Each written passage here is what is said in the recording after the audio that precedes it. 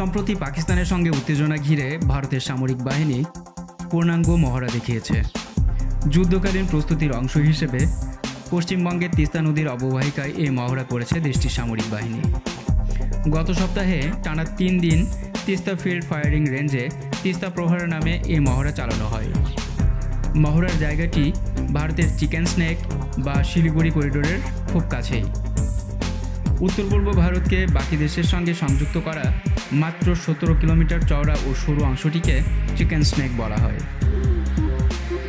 বৃহস্পতিবার এক অনুষ্ঠানে ভারতীয় সেনাবাহিনীর মুখপাত্র গুয়াহাটিতে বলেন, তিস্তা প্রহার মহড়ায় নদীবিধৌত অঞ্চলের চ্যালেঞ্জিং পরিবেশে বাহিনীর যৌথ কম্ব্যাট স্ট্র্যাটেজি এবং যুদ্ধের প্রস্তুতি দেখানো হয়েছে।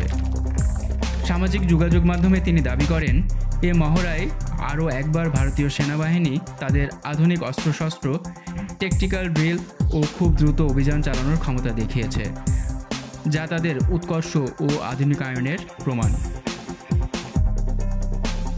সেনাবাহিনীর পক্ষ থেকে তিস্তা প্রহার ঘিরে যেসব ভিডিও ও ছবি প্রকাশ করা হয়েছে তাতে এ মহড়ায় artillery tank, helicopter, surface two air ক্ষেপণাস্ত্র ও আধুনিক ড্রোন ব্যবহার করা হয়েছে।